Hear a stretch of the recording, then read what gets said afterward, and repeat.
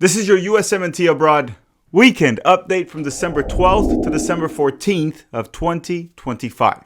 Hello. If you're new here, I'm Filippo and welcome to Tactical Manager TV. And welcome to the US Men's National Team Abroad series, where every single Monday we update you on how the Yanks did abroad over the weekend. And obviously each weekend that goes by, it becomes more and more important as we get closer and closer to the 2026 World Cup.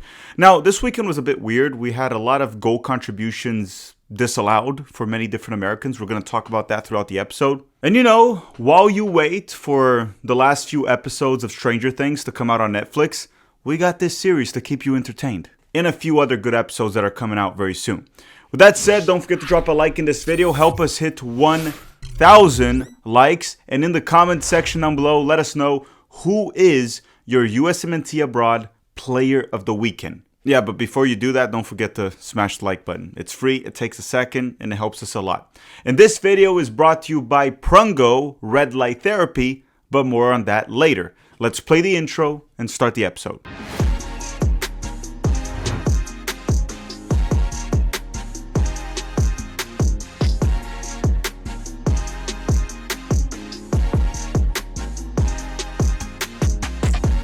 As always, we start with the top 5 leagues in Europe, the first one being from what is arguably the best country in Europe, Italy. So we're going to go there and talk about the Americans in the Serie A, the first one being Christian Pulisic from Milan. And on Sunday, Pulisic started and played 73 minutes for Milan during their 2-2 draw with Sassuolo. Look, I'm going to cut right to it. Pulisic wasn't great. He wasn't terrible. I guess he never is terrible, but he just wasn't good on the ball as he normally is. He played up top with Nkunku, and he was struggling to get past any defender. He was struggling to create. His off-the-ball movement was good. It even helped them score a goal. And his work rate was great. But it just wasn't the same Christian Pulisic as always. But I will say this. Pulisic and Milan got 100% robbed of a goal. Because Christian Pulisic scored for Milan when they had a 2-1 lead, which would have given them a 3-1 lead. Obviously, right? If you have 2 and you score, you get 3. And that goal would have guaranteed Milan the win. But it was incorrectly disallowed, and the VAR didn't really seem to care and check. It was pure robbery. There was no reason to disallow that goal. So Pulisic essentially scored a tap-in with his hip, and he was not offside. In Loftus-Cheek, that was involved in the play, some claimed he fouled the opponent, and that is also a load of crap. It was a legit goal scored by Pulisic, which would have given Milan the 3 points, and Pulisic another goal contribution this season. Now Milan sits 1 point away from first place, so they did drop 2 crucial points in the title race due to the ref.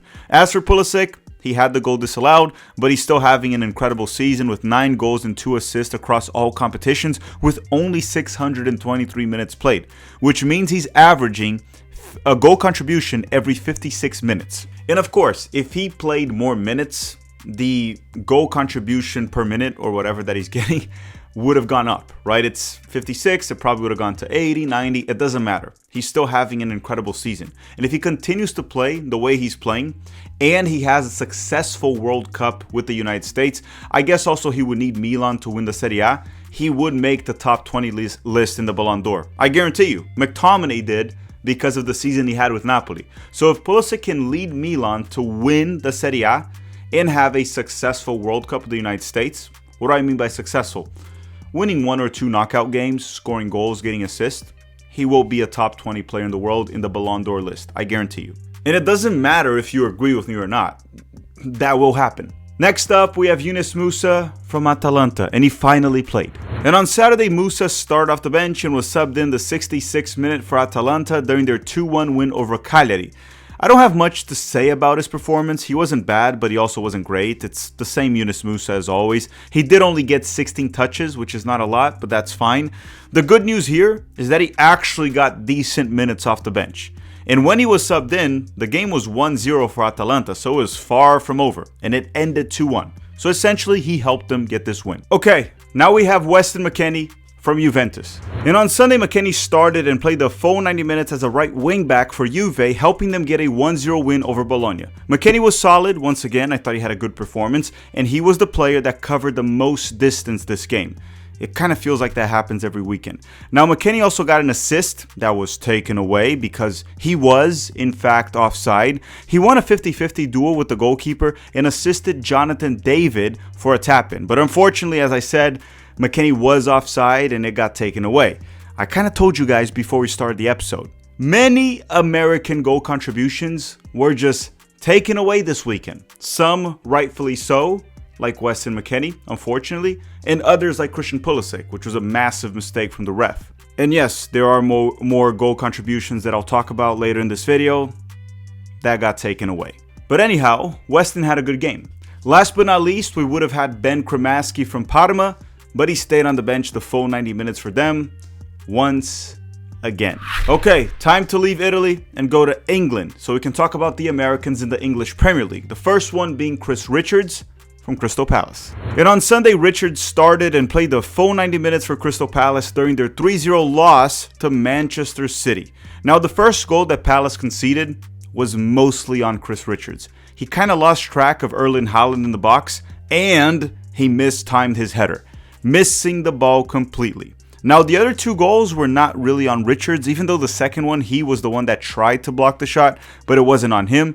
Overall, he had a solid game, besides the mistake that he made in the first goal. After Richards, we would have talked about Tyler Adams from Bournemouth, but he plays on Monday, so you know the drill. Let us know in the comment section down below, how did Tyler Adams do? Because we record this on Sunday night. But fellas, we have good news. The return of the Jedi, ARob, is back for Fulham. And on Saturday, Luke Skywalker started and played the full 90 minutes for Fulham during their 3-2 win over Burnley. Now, I didn't watch this game because I didn't really know Anthony Robinson would have been back this early, but it seems like his knee issue has been addressed and he played the entire game. And I heard he actually looked quite good. He looked a lot like his old self, which is great news for the US men's national team. And one thing I can assure you, next weekend, I will 100% be watching Fulham. Next up, we have Brendan Aronson from Leeds. And on Sunday, Brendan started off the bench and was subbed in the 73rd minute for Leeds during their 1-1 draw with Brentford. Aronson was a starter for Leeds in September, October, and November. But over the past 4 games, he has been coming off the bench. So it's safe to say that he has, in fact, been benched. In my opinion, rightfully so. Now, before we continue, don't forget to drop a like in this video right now. If you made it this far, just do it. It takes a second and it's free. But I must put a quick word from the sponsor of this video, Prungo. We'll be back in 60 seconds. So don't go anywhere. Christmas is here. And if you have that old uncle that has joint pain or a family member that is an athlete, I may have the perfect Christmas gift. And that's why today we're partnering up with Prungo. And Prungo specializes in the next generation of red light therapy devices designed to support recovery, reduce pain, and help athletes address issues such as swelling, muscle strains, and pain in areas like your calves, knees, groin, you name it. It's also very portable, as you can see, so you can pretty much take it anywhere you go, even when you travel. The multi-screen, multi-part feature is what I love about it. It makes it a lot easier to use it on different parts of my body according to my own needs. And what I have here is the Prungo Flux Go, which is a wearable, lightweight red light therapy device designed to support recovery, reduce joint pain, and prevent overuse injuries without the need for needles or medication.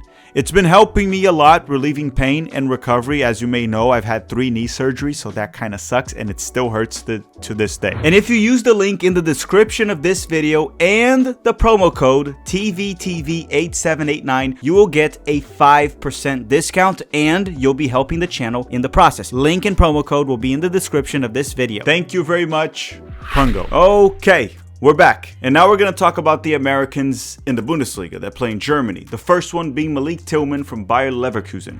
And on Saturday, Tillman started and played 86 minutes for Leverkusen during their 2-0 win over Cologne, which I found out that Leverkusen versus Cologne, apparently that's a derby.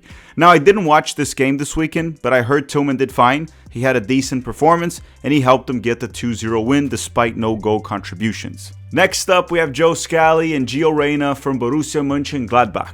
And on Saturday, Gio Reyna started and played 57 minutes for Gladbach during their 3-1 loss to Wolfsburg. Now, Joe Scally was not available due to explosive diarrhea. Actually, that's a lie. He was not available because he was suspended. So, with that said, how did Gio do? And why don't we start with the positives? So the first positive is that this is Gio Reyna's third consecutive start for Gladbach. That's great news. He also kind of got a fake assist. His cross led to the own goal that Gladbach scored this game. So he kind of got an assist, I guess. But overall, he was mostly anonymous throughout the game. Gladbach mainly attacked down the right side while Gio Reyna was playing on the left side. Look, he's a playmaker, a midfielder, an attacking player, and he only got 27 touches in almost 60 minutes played. He lost most of his 50-50 duels. It wasn't a disaster class, but it also wasn't a good game. Look, I'm just happy that he's starting for Gladbach right now. But at the same time, I kind of want to see those performances slowly improve. Even though at this point, does it really matter? It seems like this guy can play like complete and utter crap for his club, and then he comes into the national team and he balls out. We've seen that with Colombia, right? James Rodriguez, and Gio Reyna seems to have a little bit of that syndrome. But enough of Gio. Now let's talk about Noah Kai Banks, the American center back from Augsburg, the very young U20 American center back. And on Saturday, Noah Kai Banks started and played the full 90 minutes for Augsburg during their 1-0 loss to Eintracht Frankfurt. And Banks was actually very good. This might have been actually his best game of the season. He's starting to look much more comfortable and more mature and confident in the Bundesliga. In possession, he looks great. On defense, he was rock solid. I would even go as far as saying that as a ball-playing defender, he's only worse than Tim Ream. Tim Ream is better than Noah Kai Banks on the ball, but Banks is better than every other American center back I've seen so far with the national team. Yes, he's not a better center back than Chris Richards, but he is better on the ball, in my opinion. Banks also scored a goal for Augsburg, but unfortunately, yes, you guessed it, it was disallowed because he was offside. And as I said, I told you guys when we started the episode, there were a lot of goal contributions that were canceled this weekend. And unfortunately, Noah Kai Banks was not the last one. There's more. Now let's very quickly go to Spain and talk about the one American that plays in La Liga. His name is Johnny Cardoso and he plays for Atletico Madrid. And on Saturday, Johnny stayed on the bench the full 90 minutes for Atletico Madrid during their 2-1 win over Valencia. Now, he came back from injury like 2 weeks ago, that he was out for 60 days. And then he picked up a minor injury versus Barcelona last weekend. He is fit, but he's not 100%. Injuries have been a huge problem for Johnny this season, and the clock, unfortunately, is ticking. If he doesn't get healthy, if he doesn't get fit, and he doesn't start playing a lot for Atletico Madrid, he might not make it to the US men's national team March camp. And if he doesn't make it to the March camp and performs, he will very likely not make it to the 2026 World Cup. And I sure do hope that Johnny does make it to the World Cup. Now let's go to France and talk about the Americans in Ligue 1. The first one being Balogun from Monaco and Weah from Marseille because they clashed over the weekend. And on Sunday, Balogun started and played the full 90 minutes for Monaco during their 1-0 loss to Marseille. As for Tim Weah, he also started but for Marseille and he played the full 90 minutes. So, how did they do? I thought Tim Weah was quite good. He played mostly down the left for most of this game, right? And he looked dangerous on and off the ball. He was trying to take on defenders, he hit a nice long-range shot, set up Mason Greenwood a few times. The crossing maybe could have been better. Halfway through the second half, they moved Weah to the right side of the field. And I just want to say this, in possession, he looked like a winger, but then sometimes when defending, he kind of looked like a wingback. So, I don't know, watch the game yourself and you can tell me. I'm going to say he played more like a left midfielder and then a left or a right midfielder throughout this game. As for Balogun, he had a bit of a weird game with a lot of bad moments, but also he was the most dangerous player for Monaco, in my opinion. Like, look at this. Pay attention. He was the player with the least amount of touches when compared to everyone that started this game besides the goalkeeper, so essentially all the field players. He was also the player that completed the most dribbles, despite having the least amount of touches. He was also the player that got fouled the most. And he did have a few bad touches here and there, but he also did hit a shot on target. But not just that, he did set up his teammates twice. Once, it was a great chance that he set up Minamino, and it could have been an assist. Balogun did also score in the 80th minute. It was a nice through ball that they put for him, and then he went on a 1v1 with the goalkeeper. He chipped the goalkeeper with his left foot, but you guessed it, he was offside by like an inch. I swear, it was like 1 or 2 inches max. And that's what she said. So honestly, even though he had a few iffy moments, I would say Balogun had a good game. And he could have easily ended this game if luck was on his side with at least a goal or at least an assist. Maybe both. Yeah, and he was another player that got a goal contribution disallowed. Now, he was offside, but it was just kind of ridiculous that he was like an inch off. Anyhow, next player, Mark McKenzie from Toulouse. And on Saturday, McKenzie started and played the full 90 minutes for Toulouse during their 3-0 win over Paris FC. A center back, he got a clean sheet. I'll take it. You know what else I'll take? You dropping the like on this video right now. Last but not least, in France, we have Tanner Tessmann from Lyon. And Tessmann was not available this weekend due to a thigh injury. Prior to the injury, he was playing as a center back for Lyon. That's the only way the soccer gods could stop my Tanner Tessmann center back agenda, by injuring him. But he is expected to be back this month, and I hope we see Tanner Tessmann play a few more games as a center back. I think he can be a great center back. I will die on this hill. All right, time to go to the Netherlands and talk about the Americans in the Eredivisie, more specifically the ones that play for PSV. Ricardo Pepi and Serginho Dest. And on Saturday, Pepi and Dest both started and played the full 90 minutes for PSV during their 4-3 win over Heracles. And fellas, we have goal contributions, and these did not get canceled. These goal contributions did not get disallowed. Serginho Dest played well. Even though most of his dribbling attempts were unsuccessful this game, he played his role and he got a wonderful assist.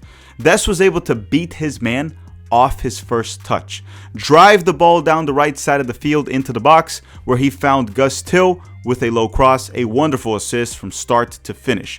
And Pepi had a bit of an interesting game, because he scored PSV's first goal off a penalty kick, and then, even though he played a full 90 minutes, he didn't really get many touches.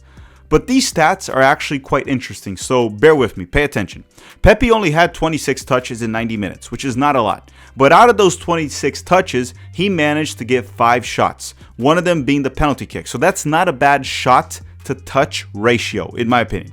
Also, 9 of those 26 touches were in the box, which means his teammates were finding him and he was making the right runs and positioning himself in dangerous positions. I think for the player that Pepi is, which is a goal scorer and a poacher, he had a good game. He could have easily gotten a brace this game. Now, Pepi has been great lately. He's been in incredible form. He started the past 4 games for PSV, and he scored in every single game, including the one against Atletico Madrid in the Champions League. Which means with PSV, if you start Pepi, Pepi will give you goals. He'll score goals every time you start him, especially in the Eredivisie. Time to leave the Netherlands and go to England so we can talk about the Americans in the EFL Championship, the second division of England. The first one being Josh Sargent from Norwich. And this weekend, he was not available due to hemorrhoids. Actually, not due to hemorrhoids, concussion. He had a concussion. I mean, he might have hemorrhoids. I don't know. I can't confirm or deny that. But the main reason why he missed this game was due to a concussion, and he's expected to be back next weekend. Also, this week, there were rumors that West Ham wants to sign Sargent this winter in January for £15 million. Now, these are just rumors, and West Ham is a relegation battle team this year in the English Premier League. Take these rumors with a grain of salt, but I wouldn't really be surprised if that happened. Now, whether or not Sargent would do well in the Premier League, that's up for debate. I wouldn't bet money on it, but I kind of would like to see it. Next up, we have Haji Wright from Coventry. And on Saturday, Haji started and played 81 minutes for Coventry during their 1-0 win over Bristol City. Coventry actually leads the EFL Championship 5 points ahead of the second place team. We still have a lot of games to go, but I kind of like their odds of getting promoted to the Premier League. Now, the next 2 players, I don't have anything to say about them. It's Aidan Morris from Middlesbrough, and he's injured. He wasn't available for them this weekend. The other one is Patrick Agyemang, and he plays for Derby County, and they play on Monday, so you can let me know in the comment section down below, how did Agyemang do? Okay, in my player of the weekend, which was kind of tough, right? It was between Dest, Pepi, I would say also Noah Kai Banks. Definitely not Pulisic. It wasn't the best weekend for Christian Pulisic. I'm going to give it to Noah Kai Banks this weekend. He's a center back, so he's not really expected to get goal contributions, and technically he scored a goal, but it was called off because he was offside.